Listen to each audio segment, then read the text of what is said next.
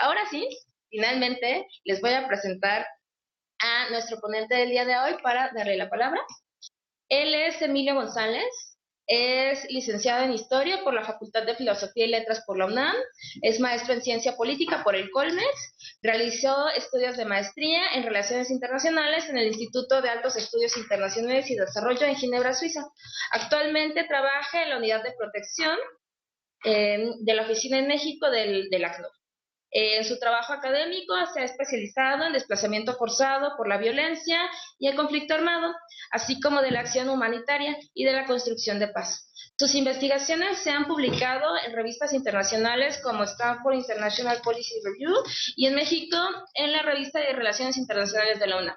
Ha escrito en medios de circulación nacional, física y digital como Reforma Horizontal y ha sido colaborador permanente de la revista Paradigma. Es un verdadero gusto que estés con nosotros y bueno, como ustedes pueden ver, pues es un lujo que estés acá. Bienvenido. Gracias, gracias. Entonces empiezo a hablar así. Sí, así es, hermano. Bueno, buenas tardes a todas, a todos. Para mí estar acá. Si necesitan que hable más fuerte, me dicen. No sé, allá igual en las sedes, si pueden decirnos si están escuchando bien. Cualquier cosa, por favor, nos hacen saber. Bueno, pues para mí es un placer estar aquí a nombre de la oficina en México del ACNUR, del Alto Comisionado de las Naciones Unidas para los Refugiados. Me parece que muchas de ustedes ya han escuchado, ya tomaron una sesión con mi compañera Claudia Aceves, ¿cierto? ¿No? Vino Claudia hace algunos meses a decirles cuál es el mandato del ACNUR, un poco la historia, me imagino que decirles el contexto en el que estamos actualmente en México. Y bueno, pues el objetivo de la sesión del día de hoy va a ser hablarles sobre las principales, el principal, el gran escenario que actualmente tiene el país en materia de asilo. Por asilo México vamos a hablar aquí, vamos a empezar por términos. Hay una ley en México que se llama Ley de Refugiados, Protección Complementaria y Asilo Político. Tradicionalmente en México se entiende asilo como asilo político. Sin embargo, para las Naciones Unidas, el asilo es, de acuerdo al derecho de asilo global, universal, internacional, mejor dicho, es la condición de refugiado. O sea, cuando el ACNUR habla de asilo, está hablando sobre la condición de refugiado, lo que en México se conoce como la condición de refugiado, de acuerdo a la ley mexicana de refugiados, protección complementaria y asilo político. Entonces, para que no se asusten, para que no, o más bien no se confundan, cuando uso la palabra o use la palabra asilo, la voy a usar mucho. Esto quiere decir condición de refugiado. Vi que en una de las preguntas que nos hicieron llegar hablaban del asilo político. Lo tocaré un poco. Sin embargo, el asilo político es una condición, una prerrogativa del Estado mexicano y de general de los estados latinoamericanos, porque se empezó a desarrollar mucho en América Latina la tradición de asilo político. Entonces, es un tema que le concierne a la Cancillería y es un tema en el cual las Naciones Unidas no tiene gran participación alguna. Entonces, bueno, pues dicho esto, reafirmar que asilo es condición de refugiado. Y bueno, pues en México actualmente estamos en una situación, ¿podemos ponerla? Ok. Ustedes están viendo la presentación.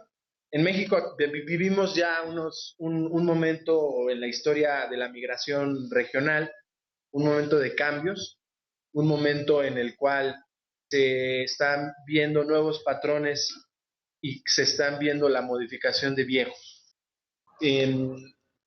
Tradicionalmente nosotros estamos considerados como un país de origen.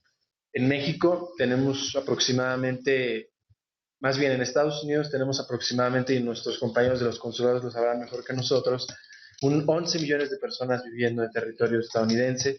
Y si llevamos a la segunda o tercera generación de esos mexicanos que nacieron en Estados Unidos, estamos hablando de que la población de origen mexicano alcanzará unos 35 millones de personas. Estamos hablando de que la relación que tiene México con Estados Unidos en torno al origen de las personas migrantes mexicanas es una relación muy fuerte, de larga data. desde los años 40, desde los años 50, se empieza ya a masificar, se empieza a desarrollar un flujo cada vez más considerable. Entonces, estamos acostumbrados a vernos como un país de origen. La población mexicana, sobre todo estos estados, y de una migración histórica como Guanajuato, Zacatecas, Jalisco, Michoacán, nos concebimos, se concibe la sociedad mexicana como un país de asilo, perdón, de origen. Después viene una narrativa, se une a esta narrativa de país de origen como la narrativa de un país de tránsito. Cuando en los años 70, en los años 80, comienza a verse cada vez más con intensidad la migración centroamericana y de otras latitudes que pasa por Centroamérica, con rumbo a Estados Unidos, México no nada más comienza a ser un país de origen, sino que se convierte a sí mismo en un país de tránsito, en un país en el cual transitan centroamericanos, también sudamericanos, y podemos rastrear incluso ya personas extracontinentales que hacen los viajes en barco y llegan a Sudamérica, Centroamérica y cruzan México para llegar a Estados Unidos en un momento, estamos hablando de los 70, 80, cuando aún la frontera México-Estados Unidos no era una frontera tan difícil de penetrar como es en la actualidad. Tenemos otro momento histórico importante que tiene mucha relación con lo que hacemos nosotros en el ACNUR. En los años 80, como ustedes saben, hubo unas guerras en Centroamérica, en El Salvador, en Nicaragua y en Guatemala. Hubieron guerras civiles que desarticularon regímenes políticos previos e instauraron regímenes políticos nuevos. Guerras civiles que desgarraron el tejido social de sus países, sobre todo en Guatemala, en donde hubo un genocidio, pero también una guerra civil muy cruenta en El Salvador y en Nicaragua.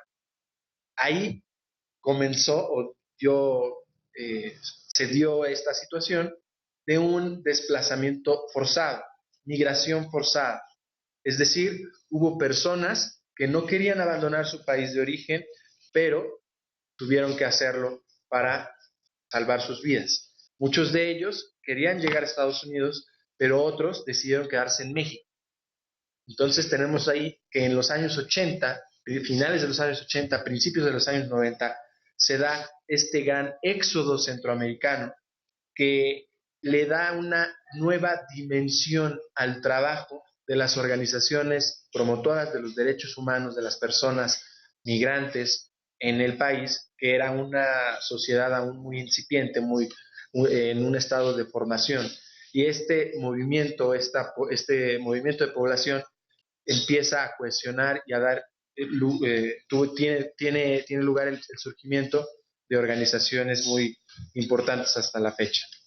Entonces, vemos como ya en los años 80, finales de los años 80, principios de los años 90, en México ya coexisten varios tipos de migración. La migración económica tradicional de México a Estados Unidos, la migración de tránsito de centroamericanos y extracontinentales y sudamericanos que pasa por México y que también es de corte económico y quiere llegar a Estados Unidos, y se suma esta migración forzada de Centroamérica, sobre todo de El Salvador, Nicaragua y Guatemala, hacia México y hacia Estados Unidos. En los años 90 se estabilizan estos flujos, se termina el flujo de migración forzada de Centroamérica, pero continúa el flujo de migración económica de Centroamérica hacia Estados Unidos y obviamente de México hacia Estados Unidos. Y se vuelve a afianzar esta noción de que el sistema migratorio de América del Norte y de América Central es un sistema migratorio esencialmente de corte económico. En los años 90, cuando se pacifica Centroamérica y cuando comienza todo este proceso de reajuste económico en las economías de México y de Centroamérica y los factores de atracción en Estados Unidos se hacen más fuertes y los factores de expulsión de México y Centroamérica se agudizan, se hace más evidente la migración de corte económico durante los años 90. Comienza también en la región un proceso muy interesante que va a explicar mucho de lo que explica a su vez el fenómeno de migración forzada que estamos viviendo actualmente en la región. Y estamos hablando de que en los años 90 el gobierno de Estados Unidos, por medio del presidente Clinton, promulga varias leyes que exigen la deportación de personas centroamericanas a sus países, sobre todo de El Salvador, que han cometido alguna falta administrativa. Esto es en 1994 con la famosa ley IRCA, una ley que trataba de regular el aspecto migratorio, y se da lugar a una migración al revés, es decir, una deportación, una migración de deportación, en donde aproximadamente 20, 30 mil salvadoreños son deportados entre 1995 y 2000. Y sí, con subsiguientes leyes, las deportaciones desde Estados Unidos hacia Centroamérica siguieron siendo muy insistentes, muy persistentes. ¿Qué pasó? El Salvador, El Salvador estaba en un momento histórico, Centroamérica en general, también Guatemala y Honduras, que aunque no experimentó una guerra civil, sí experimentó una dictadura militar que afectó su historia democratizadora. Entonces, estos tres países, en los años, a inicios de los años 2000, tenían una, un nivel de desarrollo muy por debajo del nivel en general de los países de América del Norte y América Latina. Entonces, eso ocasionó, dado que sus infraestructuras institucionales no estaban bien formadas debido a las guerras y a los periodos dictatoriales, como en el caso de Honduras previos, esto ocasionó que la población deportada, mucha de ella, no encontrara, sobre todo jóvenes, no encontrara oportunidades de crecimiento, de desarrollo, de inserción, de integración. Y obviamente eso dio lugar a que la criminalidad en esos países se reprodujera de manera exponencial a comienzos de los años 2000. Las famosas maras, las famosas pandillas, nacieron de manera muy focalizada en ciudades estadounidenses, sobre todo en Los Ángeles, también en Chicago, en algunas locaciones de Texas, pero sobre todo en California, de donde fueron deportados y llegaron a los territorios centroamericanos para establecerse en lugares en donde las condiciones de recepción no eran idóneas. Luego entonces las estructuras criminales, que en ese momento eran muy incipientes, muy básicas, comenzaron a desarrollarse para convertirse en lo que ahora son. Ahora hablaremos de lo que ahora son. Entonces, en esta narrativa del sistema migratorio regional, entonces tenemos de nuevo una arista, una variable que hace más complejo aún el sistema migratorio de la región. Este fenómeno de deportación de personas centroamericanas que van de Estados Unidos a sus países de origen. Tenemos otro fenómeno muy interesante que comienza a verse a principios de los años 2000 y es el fenómeno. Bueno, yo sé que hay muchos que no les gusta la palabra, hay ciertos fenómenos, no vamos a hacer la realidad, de el retorno de México de Estados Unidos hacia México. Es decir, personas que ya sean migrantes circulares o migrantes que nunca regresaron a México, pero que en ese momento desean hacer un retorno ya para siempre. El punto es que a comienzos de los años 2000, en México se comienza a vislumbrar que empieza a haber más migración o cada vez más migración de Estados Unidos hacia México. Al punto que hace algunos años, ya estamos hablando desde 2015-2016, los investigadores en Estados Unidos y en México hablan de que estamos en un punto cero en la migración de México hacia Estados Unidos. Es decir, la cantidad de mexicanos que van hacia Estados Unidos es similar o menor a la cantidad de mexicanos que regresan de Estados Unidos a México. Es decir, el componente de migración de retorno cada vez más relevante en el escenario migratorio de la región. Entonces ya vieron qué complejo es este esquema. O sea, México un país de origen, México un país de tránsito, México, inicialmente un país de destino, de población desplazada forzada por la guerra, finales de los 80, principios de los 2000. La deportación de centroamericanos de Estados Unidos hacia Centroamérica, muchos de ellos criminales, pero no todos. Algunos de ellos se habían pasado un alto en California, tenían una sentencia, tenían un estatus irregular, fueron deportados. Algunos sí tenían convicciones criminales por homicidio, pero no todos. Es decir, hay que hacerlo. La realidad es que las personas centroamericanas que fueron deportadas de Estados Unidos hacia Centroamérica era un escenario muy complejo. Y además, el factor de migración de retorno de México hacia, perdón, de Estados Unidos hacia México. ¿Qué tiene que ver todo esto con lo que voy a hablar a lo largo de estas horas? Tiene que ver con que en México, en muchas organizaciones, en muchas lecturas, muchas narrativas, tenemos a veces un esquema muy circunscrito a una realidad migratoria en particular, ya sea de retorno, de tránsito, de origen. Y a veces nos cuesta, incluidas las Naciones Unidas, nos cuesta ver que estamos en un sistema migratorio muy complejo, que es regional, que no se circunscribe o que no se puede entender solamente a través de estados-nación tal cual, sino que a veces son dinámicas regionales, que responde a la relación entre dos países o tres países, que responde a cambios y variables económicas, que responde a circunstancias y movimientos sociales, a la aparición de grupos criminales, por ejemplo, en Centroamérica, o a la debilidad de algunos países como Honduras y El Salvador de proveer justicia y seguridad a sus ciudadanos para que puedan vivir en paz en sus lugares de origen. Entonces, lo digo porque en los últimos años la dimensión de México como país de asilo se acentúa de nueva cuenta. Quizá no en los números de finales de los 80 o inicios de los 90, cuando estábamos hablando de decenas de miles de salvadoreños o guatemaltecos o nicaragüenses en menor medida que vinieron a México a pedir asilo, a buscar un refugio de la guerra. Quizá no en esos números, pero cada vez más México, debido al aumento en las solicitudes de reconocimiento de la condición de refugiado, se ve ya como un país también de destino, no solo como un país de tránsito. Entonces, una de las premisas sobre las que se funda el trabajo de las Naciones Unidas en México, en especial del ACNUR, es que México es cada vez más un país de asilo, un país de destino, no nada más un país de tránsito. Es decir, esta narrativa de que van de paso, todos van de paso, quieren llegar a Estados Unidos, el sueño americano, quieren ir a trabajar.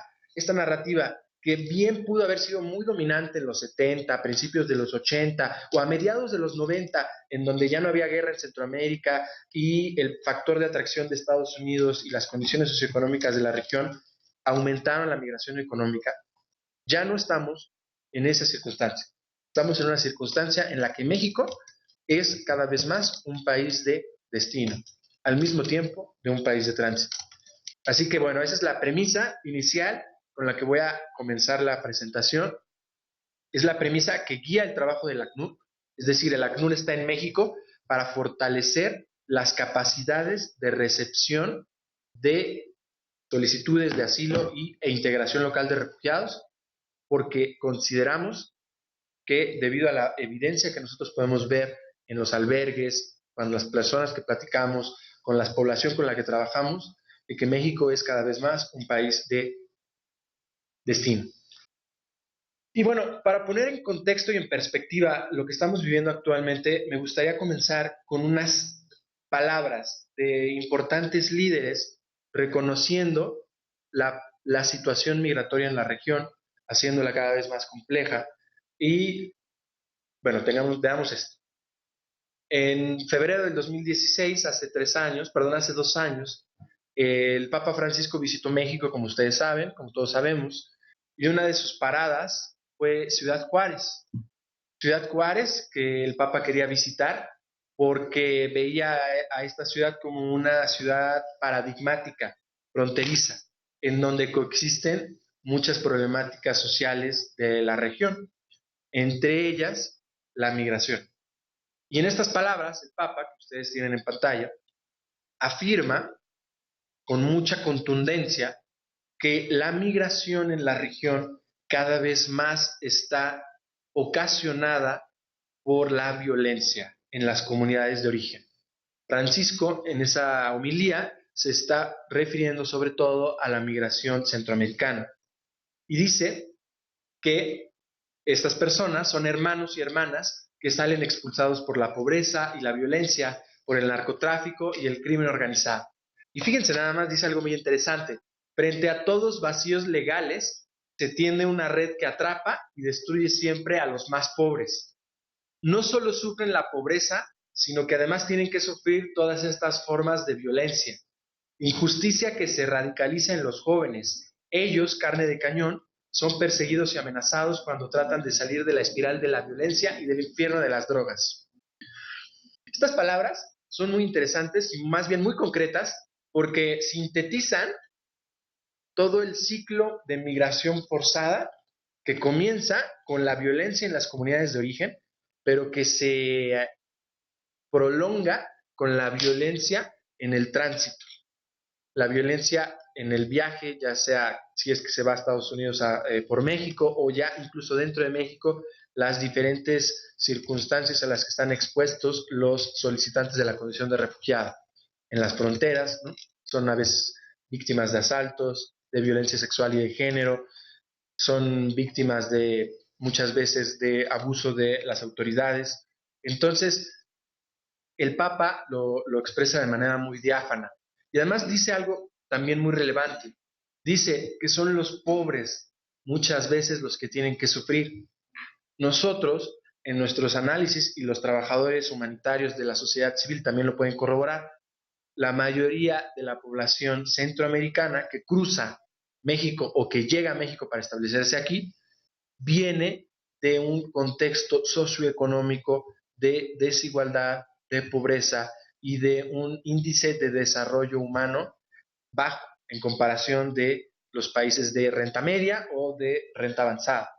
Entonces, nosotros, pues cuando trabajamos en un proceso de integración local, nos damos cuenta que tenemos que hacer mucho énfasis en el fortalecimiento de algunas habilidades, de algunas herramientas, como por ejemplo la educación o la capacitación de empleo, dado que las circunstancias socioeconómicas de sus países de origen forman un perfil que requiere un trabajo de integración mucho más avanzado y más pormenorizado. Eso tiene un impacto en el fenómeno de la migración forzada. Eso tiene un impacto, ¿por qué? Porque muchas de las veces la población que sale de estos países no está informada de los mecanismos legales de protección que pueden encontrar en un país extranjero para verdaderamente tener una certeza legal de su estatus migratorio y no tengan el miedo de ser devueltos a una situación que ponga en riesgo su vida. A eso, muchas de las veces nos referimos cuando hablamos de que la población está a ciegas y que sale de sus lugares de origen vagando sin conocimiento de qué hacer para encontrar protección. Como les diré en unos momentos, esa es uno de los principales objetivos del trabajo del ACNUR en México. Es decir, diseminar la información que tiene la población extranjera para solicitar el reconocimiento de la condición de refugiado. Muy importante eso. Tenemos una segunda cita, y esta segunda cita ya es de una autoridad mexicana que también evidencia el fenómeno de migración forzada de Centroamérica hacia México. Y ya no nada más de Centroamérica, sino que ahora veremos en las estadísticas también de otros países. Pero bueno, en la siguiente cita nosotros podemos ver que el presidente Enrique Peña Nieto, en la cumbre de líderes sobre refugiados, que tuvo lugar en las Naciones Unidas el 20 de septiembre del 2016, dio un discurso en el que estableció en varios puntos ciertos compromisos a los que el gobierno se estaba comprometiendo. Entonces, uno de ellos era aumentar la capacidad de operación de la Comisión Mexicana de Ayuda a Refugiados, esto está en línea, es público, a terminar con la detención de niñas, niñas y adolescentes a partir de los 11 años, a fortalecer los mecanismos de información para que las poblaciones sepan de su derecho a pedir asilo en México y más cosas. Pero bueno, dice, aquí esta cita es para evidenciar que el presidente de la República, es decir, la autoridad más importante de este país, ya acepta la importancia que tiene la migración forzada dentro del escenario migratorio mexicano. Es decir, cada vez más México es destino de personas que desean, y lo dice el presidente, solicitar refugio y quedarse en México. Aunque sigue diciendo, estos migrantes cruzan por territorio mexicano rumbo a Estados Unidos, ya acepta que muchos de ellos deciden quedarse en México. Esta declaración fue en septiembre de 2016, cuando las solicitudes de asilo, como veremos en las siguientes gráficas, aún no tenían un récord como ya lo tienen desde el 2017. Y en 2018 la tendencia sigue al alza. Así que, bueno, este es el escenario a grandes rasgos del sistema migratorio de la región y en el cual se inserta el desplazamiento forzado, la migración forzada de Centroamérica hacia México y que explica y que enmarca el trabajo de la oficina en México de el Alto Comisionado de las Naciones Unidas para los Refugiados. ¿Tienen alguna duda hasta el momento de esto que dije? Quedó, es complejo, son muchas cosas, pero quedó un poco claro cuál es el punto que ahorita nos interesa y cuál es la relación y el momento en el sistema histórico de la región migratorio. ¿Sí? ¿Más o menos? Ok, bueno, vamos a seguir. En nuestras sedes, si tienen alguna duda o algún comentario, si nos pueden mandar ahí un mensajito para irlo canalizando, les agradecemos un montón. Muy bien. Claudia ya les habló que es el ACNUR, ¿verdad? Okay. Pero si quisieras volver a decirlo. Bueno, ¿quiénes somos? El ACNUR es una oficina, es la oficina de las Naciones Unidas para los Refugiados. Es, quizá me atrevería a decir, una de las organizaciones internacionales que tiene un mandato más específico, más circunscrito y más blindado por el derecho, por una rama del derecho internacional humanitario. Estamos hablando del derecho de los refugiados, el derecho internacional de los refugiados, que es una rama del derecho humanitario, derecho internacional humanitario. Está muy circunscrito a el trabajo de poblaciones que decidieron, más bien, no lo decidieron, que se vieron forzadas a abandonar su territorio de origen por una circunstancia de violencia, por una circunstancia de conflicto. El marco legal sobre el que se funda el trabajo del ACNUR es la Convención de Refugiados de 1951. Esto es un tratado internacional, es decir, todos los estados que se adhieren, firman y ratifican esta convención tienen obligaciones ante esta convención y, sobre todo, tienen la obligación de institucionalizar los preceptos de este tratado internacional en su normativa nacional. Y esto es una situación procedimental de derecho internacional. Cuando un país, cuando un Estado, mejor dicho, firma un tratado internacional, se compromete a institucionalizar sus preceptos a nivel nacional, sea a nivel prevención y erradicación y tratamiento de la tortura, a nivel de derechos de los niños, a nivel de derechos de las mujeres, lo que ustedes quieran de los derechos humanos.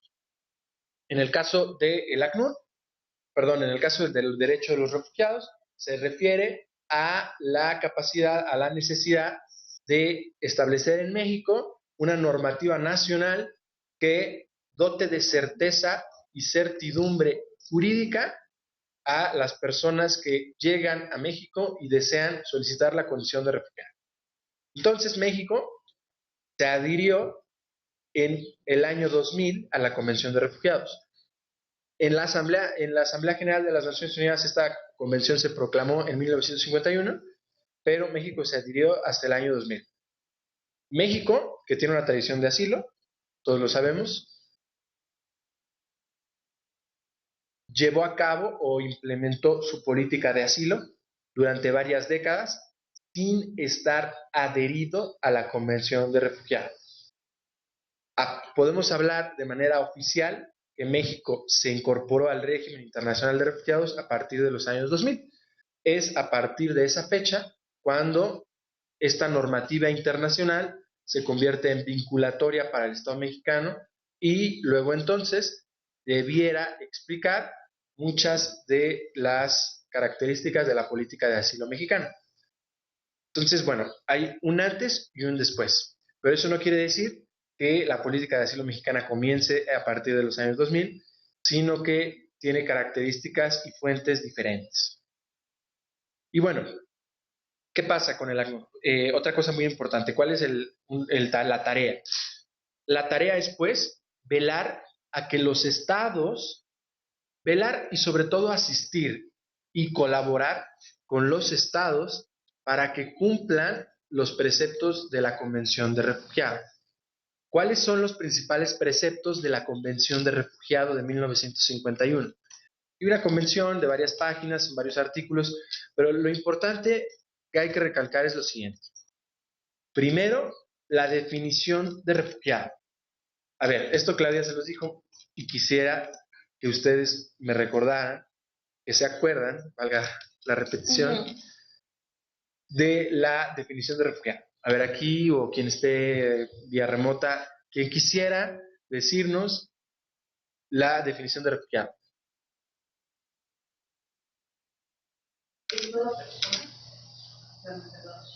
Es toda persona que sale de su país de origen con la finalidad de emigrar por razones que puedan ser diversas, por discriminación, por violencia, por raza, por género, por algunas atenuantes que pongan en peligro su vida o su integridad, su vida.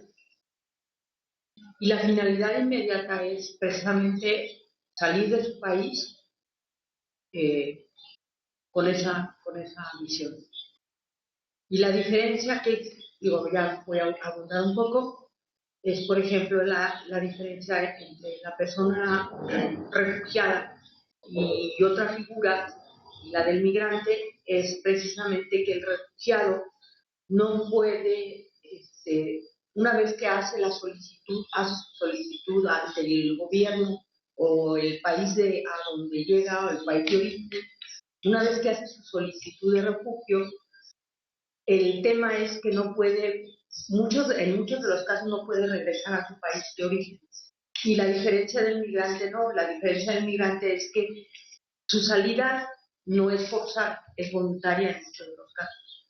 Y la diferencia del migrante es que en muchos de los casos sí puede regresar o retornar a su país de origen, por las circunstancias que son muy diversas, muy distintas. El refugiado, como ya se lo expliqué, son características más de una visión, de una integridad, de una seguridad que le hacen factible el tener esa calidad de refugiado. En cambio, el migrante, ¿no? El migrante sale también de su país con una visión muy distinta, muy diferente, porque las causas pueden ser distintas, puede ser por razones económicas, pero no hay ese peligro eminente de su integridad o su situación física, pues, más o menos a grandes rasgos lo que le da. Claro, de hecho se adelantó la presentación, mire, ya veo, como pues ya la vieron, es que ya la había visto, ¿no? Pero muy bien, no, muchas gracias, muy bien. Es muy clara la explicación, yo, bueno, nada más añadiría que la Convención de 1950 define a un refugiado como una persona que se encuentra fuera de su país de origen y que debido a ciertos temores fundados por persecución de raza, nacionalidad, opinión política, pertenencia a un grupo social y religión, tenga miedo o el Estado no pueda protegerlo en su territorio nacional y por lo tanto necesite protección de otro país.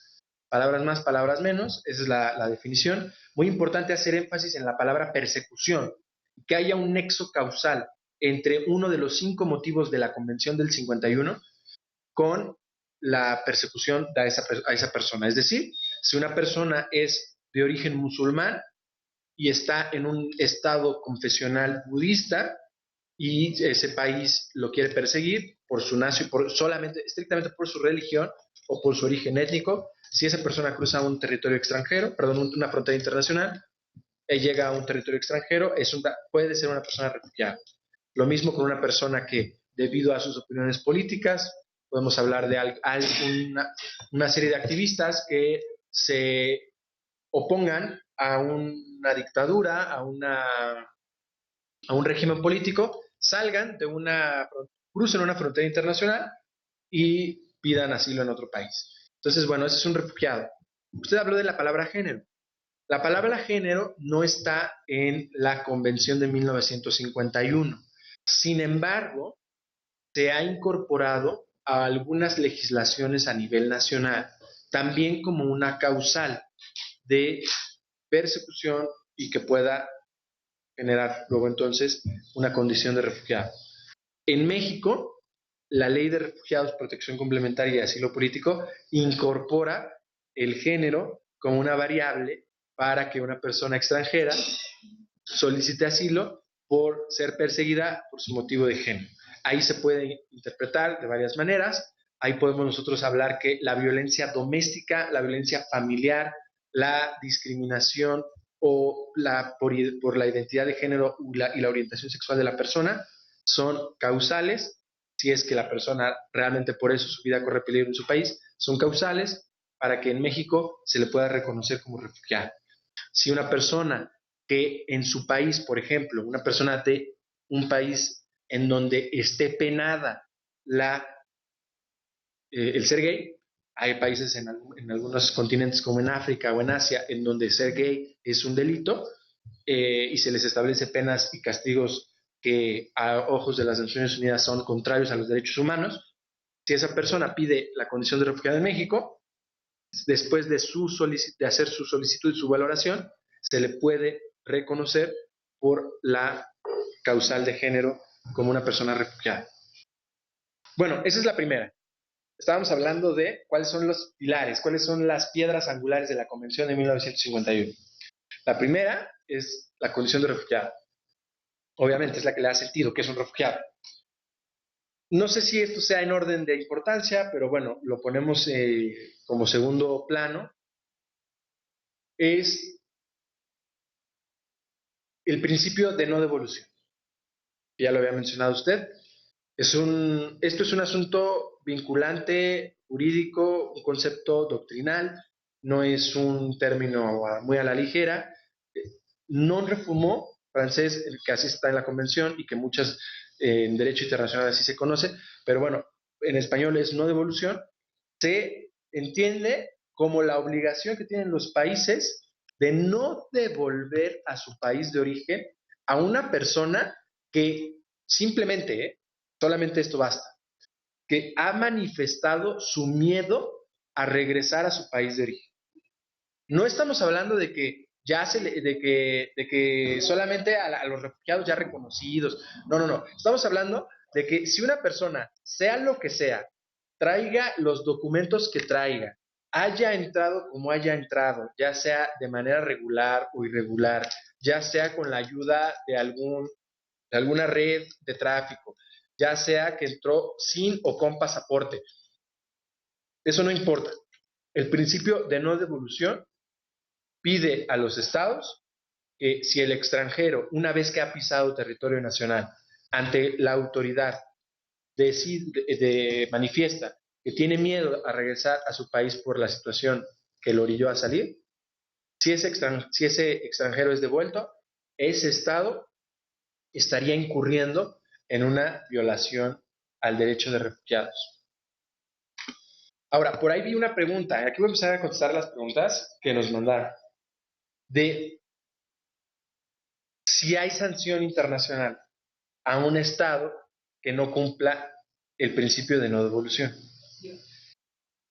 Si hay una situación, a veces nosotros tenemos esta idea de que los estados tienen esta responsabilidad internacional y que pueden ser castigados. Miren, ahí tenemos que ser conscientes de las limitaciones del derecho internacional. Hay una cosa que se llama responsabilidad de proteger, que fue desarrollada a finales de los años 90 y que respondió sobre todo a estas situaciones de violaciones masivas a los derechos humanos en contextos como los de Medio Oriente, sobre todo África y los Balcanes, ¿no? Estos escenarios en donde hubo genocidio, limpieza étnica y en donde la comunidad internacional abiertamente mencionó de que había que sancionar a esos países, ya sea con sanciones económicas, ya sea incluso con una intervención humanitaria, de varias maneras. Para lo que respecta al derecho de refugiados, no existe un mecanismo internacional, como por ejemplo a nivel de derechos humanos, una corte que establezca sanciones a presidentes que hayan cometido crímenes de lesa humanidad. A nivel de refugiados, no existe un mecanismo internacional global, complejo, que pueda hacer una sanción mayúscula a los países que no cumplan este precepto de la no devolución. Lo que existe a nivel de Naciones Unidas es el escrutinio que se hace en los exámenes periódicos que los países que están adheridos a la Convención de los Derechos, perdón, a la Declaración de los Derechos Humanos y obviamente a todo el sistema de derechos humanos de las Naciones Unidas, cuando se ven sometidos a ciertos exámenes periódicos. Ahí, si las Naciones Unidas, ahí ya no el ACNUR nada más, sino otras agencias de Naciones Unidas, como por ejemplo la de Comisión de los Derechos, el Alto Comisionado de las Naciones Unidas para los Derechos Humanos, o los diferentes órganos de tratados, los comités de derechos humanos y todos ellos, si ellos después de hacer una investigación documentan situaciones en donde los países no cumplen el principio de no devolución, exponen al Estado en los foros internacionales y publican estos informes para hacer ver que ese Estado no está cumpliendo con su obligación internacional de no devolver a las personas que tengan miedo de estar en sus países por una situación de violencia o inseguridad. Entonces, bueno, para que tengamos eso en cuenta. Ahora, bueno, pues ese principio de no devolución está incorporado en la Ley Mexicana de Refugiados, Protección Complementaria y Asilo Político. Operativamente, ¿cómo funciona? Operativamente funciona de que si un extranjero arriba a territorio nacional, sea donde sea detenido, es decir, detenido por su circunstancia migratoria, si sea que está en Los Cabos, si sea que está en Tijuana, si sea que está en el cruce del Ceibo de Tabasco a Guatemala, o que esté en el Aeropuerto Internacional de la Ciudad de México, sea lo que sea donde sea, y sea la autoridad a la que sea, si el extranjero manifiesta su miedo, cómo se cumple ese principio de no devolución, la autoridad está obligada a no deportarla y a canalizar su solicitud a la Comisión Mexicana de Ayuda a Refugiados. Ahorita iremos más para allá, pero bueno, quería dejar muy claro estos dos pilares de la Convención Mexicana, perdón, de la Convención de Refugiados, que son los que le dan una coherencia institucional a el régimen de asilo mexicano. Es decir, los que fundamentan la ley de refugiados y los que fundamentan el mandato de la institución encargada de hacer ver y valer la política de asilo en México, que es la Comisión Mexicana de Ayuda a Refugiados, Comar. ¿Ok? Bueno, la siguiente gráfica nos habla de las principales causas por las cuales los hombres y las mujeres de América Central dejan sus países de origen. Y esto abona a lo que estamos viendo en la región. Y esto obviamente pues también para los colegas que están en Estados Unidos, bueno, ustedes en los consulados trabajan con mexicanos, pero bueno, están muy familiarizados con esta discusión migratoria, en donde México es una de las nacionalidades, no nada más la única, que está en el centro del debate de la política migratoria en Estados Unidos. Y bueno, ¿qué podemos nosotros desde ACNUR decir al respecto? Es que en algunos estudios que se han publicado últimamente en la región, en particular en México, se documenta cada vez más la dimensión de inseguridad y violencia como una causa de salida. como este estudio de la Encuesta Nacional de Personas Migrantes en Tránsito por México del 2017 de la Comisión Nacional de los Derechos Humanos y el Instituto de Investigaciones Jurídicas. Es un estudio público que ustedes pueden encontrar en línea y en donde los investigadores de este estudio documentaron que los motivos de inseguridad y violencia son cada vez mayores. Estoy seguro que si ese estudio se hubiera hecho en los años 90, por ahí, 95, 96, el porcentaje de inseguridad y violencia hubiera sido mucho menor. Hoy por hoy estamos viendo que incluso en las mujeres el porcentaje es más alto. ¿Se dan cuenta? Estamos viendo que... Tenemos que un enlace. No sé. ¿Sí? No sé. Sí. Ah, sí, perdón. No, pero como que... Ajá, como que no agarra bien. Como que no agarra la pantalla. Está raro, ¿no? Bueno, vemos bien. 46.6% de mujeres que fueron entrevistadas, es una muestra de 1,000 personas aproximadamente, estamos hablando de que es un buen número, citaron la inseguridad y la violencia como su motivo de salida. En cambio, como motivos económicos 32, otros motivos en donde seguramente es reunificación familiar u otras circunstancias, salud, es 21%. En el caso de los hombres, 51% motivos económicos, pero no nada despreciable, 35%, uno de cada tres, es mucho, de que citaron inseguridad y violencia. Estamos hablando que esta encuesta aglutina El Salvador, Honduras y Guatemala. A ver, ustedes conocen de cerca y tienen conocimiento de la migración. ¿Cuál es uno de los mitos con los que se busca perpetuar esta narrativa de la migración de la región solo como una migración económica? A ver, hay sociólogos aquí, antropólogos. A ver. Que la gente más pobre es la que migra. Pues ese es uno, pero ese es mucha verdad, ¿eh? Porque también, ese es cierto, pero no, hablo demográficamente. A ver, ¿qué nos dice esa gráfica? A ver, ¿qué dicen los que son así, los que creen que todo el mundo va a pedir trabajo a Estados Unidos? Esa gráfica, ¿qué nos dice? A ver. Pues esa gráfica habla de factores, sobre todo, pues, de acuerdo a cómo está planteada la estadística, no solamente son factores económicos, ¿no? Sí, pero no de factores, sino de composición demográfica. ¿Vas? ¿Se podría repetir la pregunta? Sí. La pregunta es que ¿cuál es una de las principales cuál es uno de los principales mitos que sirve para afianzar la narrativa de que toda la migración centroamericana hacia Estados Unidos es migración económica? Y sobre todo, y les doy la pista, que tiene que ver con la composición demográfica. Dicen en el río Texas que las mujeres también migran, no solo los hombres. Exacto. Bueno, la idea esta económica es, solo son hombres solteros los que van a Estados Unidos a pedir trabajo. Y a veces algunas mujeres a pedir trabajo. Pero generalmente esta idea de que son hombres los que van a Estados Unidos. La mujer se queda en su comunidad de origen, se queda con los hijos, el esposo o el hermano, el familiar, primo, todos incluso estos grupos. Y es que, a ver, mucho de esto es cierto, en los 70, en los 80, en México, en las comunidades, sí podemos ver que hubo en un inicio una composición demográfica migratoria así. Sin embargo, y voy para allá, nada más déjame terminar esta idea. Sin embargo, la migración forzada nos habla de que ya no nada más son los hombres, sino que son las mujeres. Porque en la actualidad es un alto porcentaje, al hablar de pobreza o al hablar de factores económicos, están relacionados con el género femenino. Desgraciadamente, el ser mujer trae muchas atenuantes que la perjudican.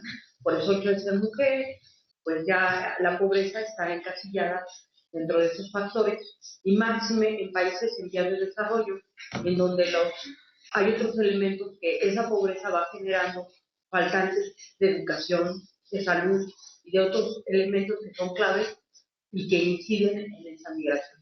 Porque el decir la mujer, el por qué son esos porcentajes, porque el ser mujer habla de la pobreza que está relacionada a la país. Ok. ¿Le podemos dar la palabra Sí, aquí a claro, Diana? claro, Bien. claro. Creo que otro factor importante en estos últimos años, como bien mencionas, es también la migración de niños, niñas y adolescentes de manera autónoma, o sea, que no van acompañados o que van con sus familiares, ¿no? Entonces, no es difícil pensar que niños, niñas menores de 10 años van a ir a pedir un trabajo, ¿no? Y es un factor que empieza a descomponer lo que se tenía entendido de la migración, que bien en los años, en los 90, particularmente en México, pues era una migración hasta cierto punto ordenada. En los campos agrícolas había cierta forma de que se ocupaba la mano de obra, pero en ese momento la situación se fue tan diferente. Claro. ¿Nadie más? Hay una de Saltillo, pero están penosas, entonces más bien están en que se animan si hablan o no, y mientras en lo que sí que no hay en Saltillo le damos la palabra a Janet. Sí, alguien en línea pregunta, más bien comenta, en mi experiencia no es un mito, trabajo con familias migrantes retornadas vía terrestre y entre el 35 y 45% tienen como motivo de migración es económico. Claro, a eso subyace la explosión demográfica. Ok, yo para puntualizar, me gustaría decir que esta idea de que son solo los hombres solteros los que emigran, una idea que se popularizó y que se generalizó mucho en los años 80, en los 90, con el factor migratorio mexicano, para el caso centroamericano no es más una variable de explicación fuerte, sino que como ya decía Pues bien, Adriana, es un punto bien interesante, no nada más las mujeres, sino también los niños y niñas no acompañados buscan salir de sus países para huir de la violencia en gran medida. O sea, ahorita veremos un poco lo que está pasando en Centroamérica, pero bueno, estamos hablando de que son niveles de violencia graves y que tiene como principales objetivos a las niñas, los niños, los adolescentes, las mujeres y los jóvenes. Entonces, bueno, para poner todo esto en perspectiva. Sí, bueno, finalmente de Saltillo nos las mandaron gratuito. ¿Cómo se está preparando México para recibir a las personas refugiadas de Venezuela? Ah, qué rápido, o sea, salió la pregunta. Pero con calma, güey. O sea, tenemos mucho tiempo, todavía nos faltan unas 2 horas y media. Voy a llegar a ese punto y lo estamos preparados, pero si le podemos decir a Saltillo, ¿lo está escuchando? ¿Sí, verdad? Sí. Saltillo, no, pues bueno, es una pregunta muy importante, muy relevante en el momento actual. Ahora la contestaremos. Ahorita está un poco en Centroamérica, pero sí nos vamos a ir a Venezuela un poco. No un poco, mucho. Pero denme un poquito de tiempo. Entonces, bueno, esta gráfica muy importante. Ahora, ¿cuáles son las principales nacionalidades de solicitantes de asilo en México? Y vamos a ver cómo va evolucionando la gráfica. En 2013 y 2015, la mayoría, bueno, en 2013 era muy general, estaba muy mezclado. En 2015 ya se ve con mucha claridad que es la población centroamericana la que pide asilo en México. Sin embargo, en 2017, la población venezolana comienza a aumentar sus solicitudes de asilo. Venezuela se convierte ya en 2017 como la segunda principal nacionalidad que pide asilo en México. Estamos hablando de que en 2017 hubo 14.500 solicitudes de asilo, de las cuales 4.004, perdón, fueron de venezolanos. Así que estamos hablando de que fue un 27.7%. Ok, y bueno, ante este escenario, aquí podemos ver que, aquí está, aquí podemos ver que las solicitudes de asilo en México, bueno, 2014, un número modesto, un 2.137, en 2015, 3.400, en 2016, 8.788, y en 2017, bueno, ya la cifra se eleva a 14.596. ¿Esto qué quiere decir? Pues nos está hablando de una, un aumento exponencial. En 2018, bueno, la tendencia, todo sugiere que será similar, que se rebasarán ese número. Digo, es imposible hacer una estimación acertada, pero bueno, la tendencia sigue siendo creciente. Entonces, bueno, nada más presentar este dato como un dato que afianza la noción de México como país de asilo? Tengo una pregunta Claro. que es, es la pregunta de los 64,000, ¿cuántas de esas solicitudes son aprobadas? Vamos. Está.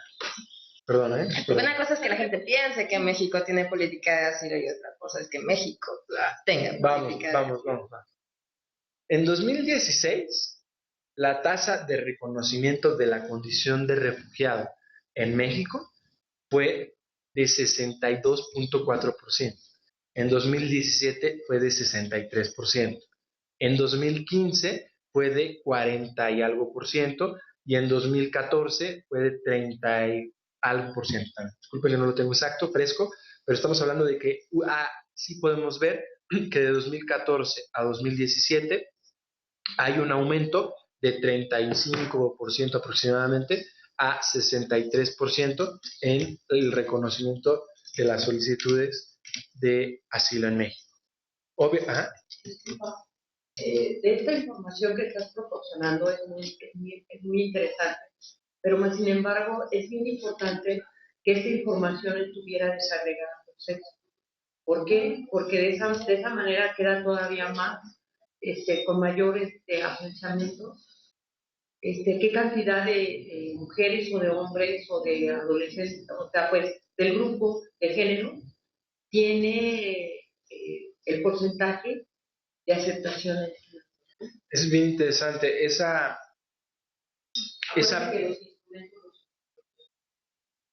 Datos desagregados por sexo. Sí.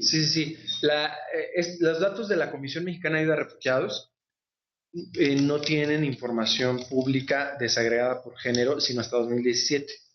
Hasta 2017 se publicó la estadística en donde por nacionalidad se vio cuáles eran el flujo, la composición demográfica. 59% hombres, 41% mujeres. O sea, estamos hablando de 60-40%, más o menos, redondeando. 60-40%. En 2016 fue de 70-30%. Estamos hablando de que las mujeres cada vez más solicitan asilo. Hubo un crecimiento. Entonces, lo que no tenemos desafortunadamente es la desagregación en los procedimientos concluidos. Tenemos la desagregación en las solicitudes, pero no en los procedimientos concluidos.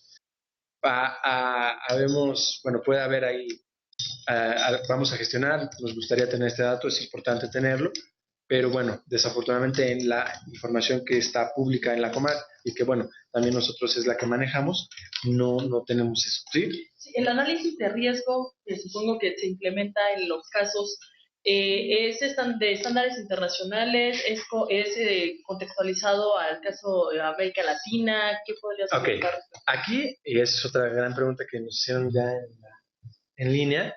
Bueno, ¿qué pasa con el procedimiento? Bueno, la ley, vamos a la ley directa.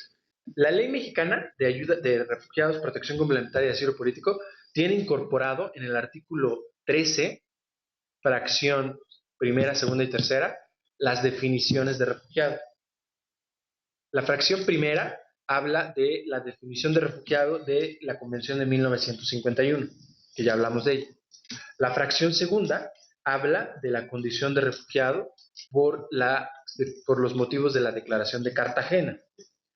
No sé si ustedes saben qué fue o qué es la Declaración de Cartagena. ¿Alguien tiene conocimiento o si no lo explico? Bueno, la Declaración de Cartagena fue una declaración histórica que firmaron muchos países en el año de 1984. México, de hecho, tuvo presencia ahí, tanto de sociedad civil como de organismos de gobierno, o instituciones de gobierno. Una declaración que surgió a raíz de las guerras centroamericanas de los años 80. Es decir, mucha población salía, no sabía qué hacer la comunidad internacional, sobre todo los estados de la región, con este flujo, no sabían qué concepto enmarcarlos, no tenía una claridad conceptual sobre la naturaleza del desplazamiento forzado ocasionado por las guerras civiles de ese momento. Entonces, se adaptó la definición de refugiado ampliada de 1969 de la Convención de los Estados Africanos, en donde se hablaba, estamos hablando de 1969, todo lo que pasó en África en los 60, ya sabemos, las guerras de descolonización, de liberación, las independencias, los conflictos internos. Entonces, bueno, decían, ok, la definición de 1951 de refugiados fue una definición que surgió en un contexto de violencia entre dos países, de persecución muy definida por el Estado, en donde pues estábamos hablando de guerras mundiales. Vamos a adaptar la definición y adaptar las causales para que cuando una persona cruce un territorio internacional pida asilo y esté más acorde con la realidad. Entonces los estados africanos establecieron que conflicto interno, agresión extranjera y otras causales eran también dignas de ser reconocidas como refugiados. Entonces, ¿qué hicieron los hombres y mujeres que fueron a Cartagena? En 1984 agarraron la definición de los estados africanos del 69 y además añadieron otras causales y quedaron las siguientes. La Declaración de Cartagena establece que puede ser refugiado una persona que obviamente, además de cumplir los requisitos de 1951, es decir, además de, bueno, que pueda ser refugiada por lo del 51, pueda ser reconocida por graves circunstancias que alteren el orden público, agresión extranjera, conflictos internos y violencia generalizada y violaciones masivas a los derechos humanos. Son 5, ¿no? Sí, 5, ¿no? 5 causales que se añaden a las 5 causales de la definición de 1951. La definición de Cartagena no está diciendo que la definición del 51 está mal, está añadiendo y si se complementando. Y de hecho, si nosotros leemos la Declaración de Cartagena, vamos a ver que en la resolución dice, una persona es refugiada, toda aquella que además de cumplir los requisitos de la definición de 1950, no cumplir los requisitos, a ver, una persona es refugiada añadiendo a la definición de 1951, sí, por una situación de estas 5 que mencioné. Ok, la tercera, sí. Preguntan, quisiera saber si existe un tiempo máximo para adherirse a este tipo de abrigo. Como el de la... Sí, es que preguntaban anterioridad que si se mencionó que no importa el cómo haya entrado al país, tampoco importa el cuándo. ¿Existe límite de tiempo para solicitar la condición de refugiado? Va, buena pregunta. Ahí tengo otra. Buena pregunta. Para el derecho internacional de los refugiados, que está establecido en la Convención y en otros órganos, resoluciones del Comité Ejecutivo del ACNUR, en donde participan los estados, y directrices, y bueno, todos los documentos internacionales que forman el corpus del derecho internacional de refugiados, no existe o no debiera haber sanción alguna por ingreso irregular o por mecanismo de ingreso, ya lo dije, si trae documentación, no se le puede pedir una carga más pesada de la que puede el individuo soportar, y obviamente como buen derecho humanitario, parte del principio de bona fide, es decir, no estamos creyendo que una persona que es perseguida por una pandilla y que recibe un mensaje de que tienes 24 horas para dejar tu casa, si no, vamos a matar a toda tu familia, va a poder ir al Ministerio Público a presentar una denuncia, va a poder ir a apostillar sus documentos bueno, los documentos, o sea, digamos, sacar el pasaporte si es que no tiene. Es decir, es inviable en un contexto de desplazamiento forzado creer que las personas se van a desplazar con sus documentos. Eso lo considera el derecho internacional de refugiados y en México está establecido y aceptado en la ley de refugiados. Ahora, en el caso del tiempo, para el derecho internacional de los refugiados no debiera o no debe haber tiempo para que un Estado acepte una solicitud de la condición de refugiado. Sin embargo, en México, la ley de refugiados, protección complementaria y asilo político exige, bueno, vamos a usar una palabra más suave, pide que el extranjero solicite asilo, recuerden que dije asilo, o sea, condición de refugiado, en los primeros 30 días de su ingreso al territorio. Si no, no está diciendo que no está diciendo que lo va a rechazar, pero si no, tiene que justificar por qué no lo hizo en el primer mes. Exactamente. En la práctica, es decir, lo que vemos nosotros en el trabajo operativo que hacemos tanto en el terreno como en México, en la práctica, la Comar aplica un criterio parsimonioso en circunstancias en donde hay niños, niñas adolescentes, mujeres solteras o grupos familiares.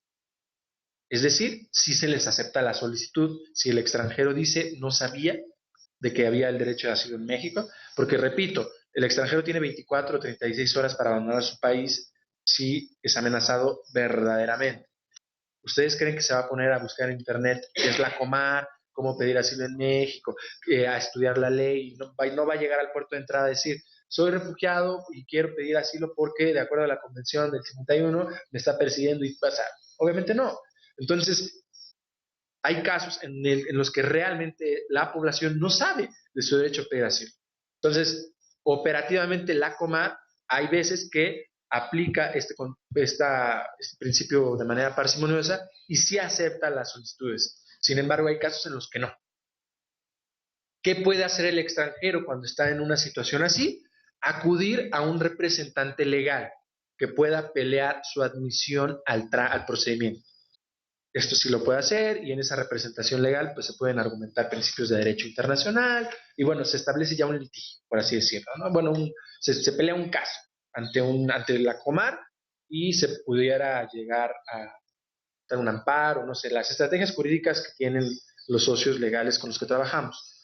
Sin embargo, bueno, ¿qué dice la ley? Que un mes para que sea admitido de manera automática, pero en casos en donde la Comar considere que por cuestiones humanitarias aplica y se justifica, su solicitud puede ser admitida incluso un mes después de haberse presentado. ¿Aquí quedó claro esto? ¿No? Sí. Ok. Bueno, entonces estaba en las diferentes definiciones de refugiado del artículo. Ay, perdón, ibas a preguntar. Sí, quiero preguntar. Interrúmpeme así abiertamente, ¿eh? O sea. Bueno, es que ya hay muchas, pero bueno, una que tengo atrasada es si podías, o si había una manera de desglosar por país desde el 2015 hasta el 2017, y también que les interesa específicamente conocer cuántos guatemaltecos solicitaron asilo en 2017. Guatemaltecos fueron entre 300 y 400. Entre 300 y... No. O sea, hondureños 4.400 aproximadamente. Salvadoreños 3.800 aproximadamente. Guatemaltecos 300, 400 aproximadamente. O sea, menos de 1.000. Estoy hablando. O sea, es información pública. Está en la página www.go.mx/Comar. Ahí está la información.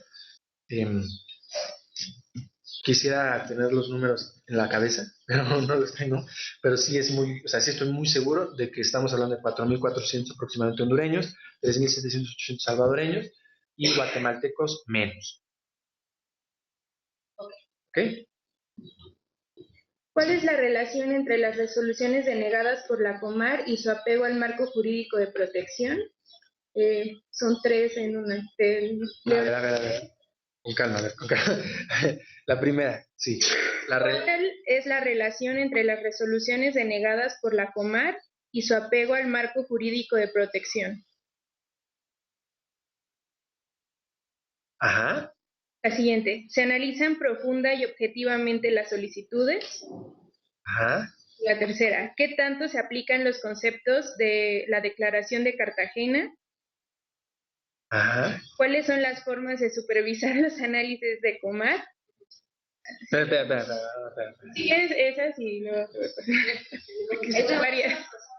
Esas son de una sola persona, pero hay más. Ok. La relación entre las resoluciones denegadas y la... Aquí creo que en las primeras dos las puedo agrupar. A ver. Hay en derecho internacional se conoce como Refugee Status Determination, es decir, la determinación del estatuto de refugiado. Esto es un corpus procedimental muy riguroso que el ACNUR lleva desarrollando 5 décadas. Es decir, para ponerlo en términos muy de derecho nacional, el debido proceso. Cómo un Estado debe procesar una solicitud de asilo. El ACNUR tiene directrices, tiene procedimientos, tiene herramientas, tiene manuales, capacita y está interesado en que se haga un procedimiento de manera eficiente, de manera justa, de manera rigurosa y sobre todo de manera humanitaria, ¿no? Bueno, el ACNUR en algunos países realiza el procedimiento. Lo realiza en circunstancias en donde las capacidades de los estados son muy limitadas, en donde un estado se encuentra en el estado de guerra, donde hay capacidades, repito, limitadas, en donde no hay suficiente logística, en donde no hay personal, en donde no hay capacidades técnicas. Sin embargo, en México, esta primera metodología de RSD se llama reconocimiento por mandato. Reconocimiento por mandato, así se le llama a las instancias, a los episodios en los que el ACNUR decide quién es un refugiado y quién no. En México, dado que consideramos que México es un país que tiene las capacidades técnicas, las capacidades institucionales para realizar el procedimiento, el Estado mexicano así lo ha pedido y así lo ha manifestado, es el que realiza el procedimiento del reconocimiento de la condición de refugiado. El Estado mexicano, a través de la COMAR, la Comisión Mexicana de Ayuda a Refugiados, que es un organismo de la Secretaría de Gobernación. ¿Okay? Tengo una pregunta sobre la COMAR. Bueno, y antes quisiera hacer como un paréntesis porque quedó como desdibujado el momento como de las preguntas y respuestas, pero en realidad de 5 a 5 y media teníamos programado el tema de las preguntas. Pues, entonces por eso como que medio los dejé, porque pues eso es como dándose de manera muy orgánica. Está bien, ¿no? Sí. Bueno, y después de este lapso nos vamos a ir a un pequeño break. Bueno, y la pregunta es, ¿qué es lo que hace ACNUR cuando documenta o tiene conocimiento de que la COMAR no respeta el debido proceso? Bueno, y acá tenemos otras, ¿eh?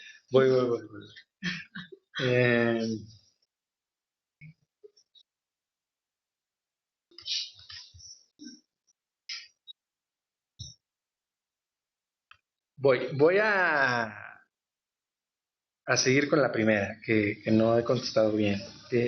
Las resoluciones negadas y COMAR, análisis de solicitudes. A ver, o sea, ¿qué es lo que debería hacer la COMAR? La COMAR debería hacer, y esto es un asunto de derecho internacional humanitario, derecho de refugiados, un análisis riguroso y pormenorizado en donde se establezca si existe conexión entre el miedo que tiene el extranjero de regresar a su país y realmente un hecho objetivo. O sea, hay dos cosas, el temor subjetivo y el temor objetivo, el miedo fundado, ¿no? Así se le llama, por así decirlo. O sea, si yo estoy en mi casa y realmente subjetivamente, emocionalmente, anímicamente, tengo un miedo de que lleguen los aliens y me lleven a Marte, y yo llego al Ministerio Público, pero realmente tengo miedo, y llego al Ministerio Público y quiero presentar una denuncia, me van a decir, estás loco, porque no hay una realidad objetiva, es decir, no está documentado hasta la fecha. ¿Quién sabe? A lo mejor sí, ¿no? Pues no sabemos si hay alienígenas que llegan a México y se extraen un mexicano y lo llevan y lo secuestran. O sea, no hay una realidad objetiva. En cambio, si yo soy una mujer de 15 años que vive en Soyapango, El Salvador, en donde hay presencia de la pandilla 18 y en donde me han pedido varias veces que sea novia del pandillero y en la cuarta vez ya me dijeron que si no soy novia me van a matar, pues obviamente yo llego al país y tengo ese miedo y además expongo esa situación. Bueno, obviamente la COMAR tiene que hacer un análisis basado tanto en el testimonio personal del individuo, en donde va a apelar mucho el individuo a su miedo, como en las circunstancias del país de origen.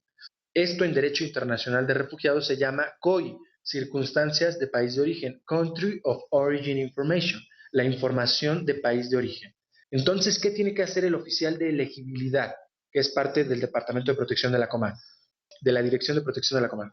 El oficial de elegibilidad tiene que hacer un análisis cruzado, es decir, tiene que establecer tiene que valorar el perfil subjetivo, el miedo subjetivo de la persona y contrastarlo con la realidad objetiva.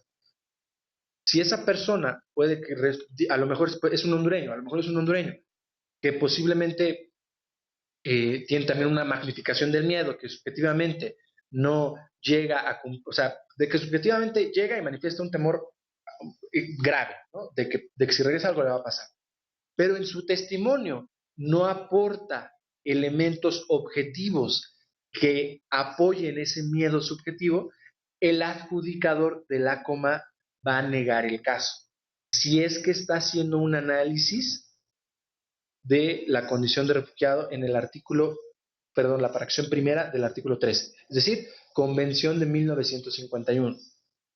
No me dejaron terminar los tres artículos. El segundo era Cartagena y el tercero, ahí les voy, la tercera fracción del artículo 13 de la definición de refugiado es el refugiado sur place, en francés es sobre, o sea, es decir, un refugiado que está en territorio extranjero, se fue de viaje, cualquier cosa, y de repente su país está ya en guerra.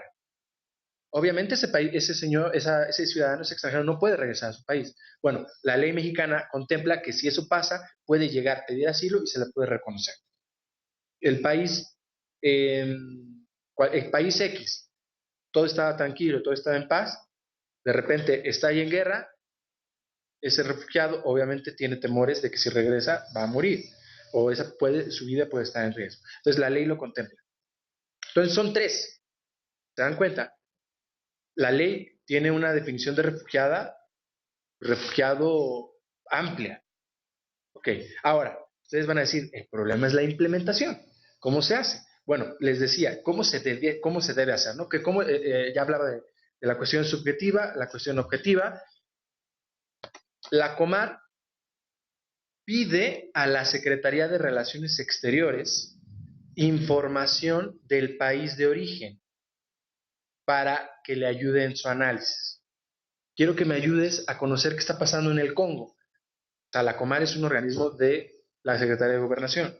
Su capacidad de inteligencia de otros países, obviamente para eso se aprovechan los recursos del Estado mexicano. ¿Quién va a saber más? ¿Gobernación o Cancillería? Pues Cancillería, de los países extranjeros. Entonces, la ley pide que la Comar comunique a la Secretaría de Relaciones Exteriores del caso para que la Cancillería le provea de elementos objetivos que ayuden a sustentar el caso. Entonces, bueno, las solicitudes se llevan a cabo de acuerdo a esta lógica procedimental. El procedimiento dura 45 días hábiles, 3 meses aproximadamente. Sin embargo, a raíz de los sismos de septiembre, la Comar emitió una suspensión de los plazos. ¿Lo que quiere decir? Que en la Ciudad de México una persona no tiene plazo para terminar su procedimiento. Debido a que, hay que decirlo, y era una de las preguntas escritas que nos hicieron llegar antes, las capacidades institucionales de la Comar están limitadas, están rebasadas por el aumento tan exponencial al que se ha visto el gobierno mexicano. Esto es un dato público. El presupuesto de la Comar no ha variado de 2013 a 2017 sustantivamente. Se ha mantenido en 25 millones de pesos anuales. Es por ello, y esto también es público, que el ACNUR ha apoyado en la apertura de algunas plazas, tanto en Tapachula como en Ciudad de México y en Acayucan, pero sobre todo en Ciudad de México, para el procesamiento de las solicitudes de asilo. Sin embargo, aún no es suficiente. Por eso es que los tiempos de la Comar se han alargado. Aún así, el procedimiento de asilo en México sigue siendo uno de los procedimientos de asilos más lentos en el mundo. Perdón, más rápidos. El procedimiento de asilo en Brasil dura aproximadamente 4 años. El procedimiento de asilo en Estados Unidos dura, si bien le va al solicitante, 1 año, pero la mayoría de las veces 2 o incluso 3 años. Hay personas que solicitantes de asilo hoy, o más que recibieron su cita de elegibilidad para septiembre u octubre del 2018 o 19. Estamos hablando. Exacto, y en Europa, bueno, ni se diga. Entonces, en México, el procedimiento de 6 meses, ya ampliado en los términos que ahora están suspendidos en la Ciudad de México, el ACNUR considera que es una práctica rápida. Bueno, entonces, ¿qué pasa? ¿Qué tanto se aplica a Cartagena? Era otra pregunta. A ver, ¿qué tanto se aplica a Cartagena? Bueno, hay un estudio de la Clínica Jurídica de la Ibero que se publicó el año pasado, en donde se evalúan son 20 o 30 varias resoluciones de reconocimiento de la condición de refugiado, y en donde se establece que la definición de Cartagena para el caso de las nacionalidades centroamericanas no es usada, no es empleada, porque no se considera que los países centroamericanos, de acuerdo a la posición oficial del gobierno mexicano, cumplan una situación de violencia generalizada, violaciones masivas a los derechos humanos, graves circunstancias que alteren el orden público, conflicto interno o intervención extranjera, que son las 5 causales de Cartagena. Así lo considera la Comar en sus resoluciones para Centroamérica. Sin embargo, para Venezuela, la Comisión Mexicana de Ayuda a Refugiados ha aplicado la Declaración de Cartagena porque se considera que en ese país, de acuerdo a las a las resoluciones de la Comar, se considera el gobierno mexicano que hay una situación de violaciones masivas a derechos humanos por la escasez de alimentos y medicinas aunada a la violencia que existe en ese país. La Comar no habla de violencia generalizada, sino que en el análisis habla de salud, medicinas y alimentación como una variable importantísima para demostrar que hay una situación de de violación masiva de derechos humanos, y a esto le añade la violencia, pero no habla de violencia generalizada. No habla. En ningún caso de Centroamérica o de Venezuela se ha hablado de violencia generalizada, de lo que tenemos conocimiento hasta el momento. Puede que en otros casos sí, en algunas otras resoluciones, pero desafortunadamente no tenemos acceso a todas las resoluciones, porque solamente podemos verlas cuando un solicitante de la condición de refugiado que reciba asistencia legal por parte de un socio del ACNUR, pues se compartan de manera interna los datos, pero bueno, todo es estrictamente confidencial y bueno, por eso a veces es un poco limitada esa información. Pero bueno, eso es lo que sabemos. Sí, iba a decir algo. Yo tendría que se apruebe, bueno, que lo de violencia generalizada ya como una causa, tiene que ver con los estados de reconocimiento de la violencia. Por ejemplo, si Guatemala no reconoce el estado que hay un grado de violencia generalizada, entonces por eso el estado mexicano no lo reconoce, porque es el propio estado que no lo reconoce, o cómo establece el reconocimiento. Yo tengo otra pregunta y quisiera hacer una moción, si están de acuerdo. La pregunta es de nuestra sede en Nogales, si la situación de refugio es permanente o tiene alguna duración, o dicho en otros términos, si se tiene que renovar la solicitud. Y la moción es que ya pasó la media hora de preguntas, pero al igual que la clase anterior, pues está desbordada. Inicialmente la gente comienza con timidez y en el transcurso se les quita. Entonces, la moción es que quiero que, si están de acuerdo, como terminar esta parte, como de estas últimas preguntas que llegaron, e ir al descanso, y bueno, durante el descanso como ir revisando, ¿no? Como para ganarle tiempo al tiempo y poder ir agrupando como preguntas que están ahí especialmente. Ok, ¿qué hace el ACNUR cuando la Comar no respeta o no hace bien el RSD? Bueno, a ver, el ACNUR nos dice cuándo se hace bien o no se hace bien. En términos concretos, en términos de caso, porque a ver, hay que decir que el sistema de asilo en México es un sistema de casos, es un sistema individualizado. Aquí había una pregunta, aprovecho para decirlo, que había una pregunta en las que nos hicieron llegar con anterioridad, de que si había algún mecanismo en el cual se reconociera masivamente. Hay un principio de derecho de refugiados internacional que es prima facie, que se aplica en emergencias de cientos de miles de personas que cruzan una frontera internacional y hay procedimientos acelerados, y por ser de tal nacionalidad y que vienes de tal país porque sabemos que está en guerra, luego entonces se te reconoce la condición de refugiado. Estamos hablando de sistemas de asilo diferentes. En México, el sistema de asilo es estrictamente individualizado y casuístico. ¿Esto qué quiere decir? Que no no se va a fijar el Estado mexicano en la nacionalidad, sino se va a fijar en el caso, y a partir de ahí va a ser el análisis. Entonces, por eso el ACNUR no tiene o no está en la capacidad de decir que en general, así de manera abierta, si está bien o está mal lo que está haciendo la Comar en términos de las resoluciones. Lo que se puede hacer, y de hecho es lo que en la práctica se hace, es los abogados o los socios legales, muchos de ellos que trabajan de manera muy cercana con el ACNUR, ellos pueden apelar y pueden pedir la revisión y la reposición de los procedimientos. Y cuando encuentran las fallas en las resoluciones, ya sea o en el recurso de revisión o en el juicio de nulidad, piden a la autoridad competente, en este caso la Comar, y si no, al Tribunal Administrativo, al Fiscal y Administrativo, que es el que resuelve las controversias administrativas, pide que se reponga el procedimiento. ¿Esto qué quiere decir? Directamente el ACNUR no hace nada.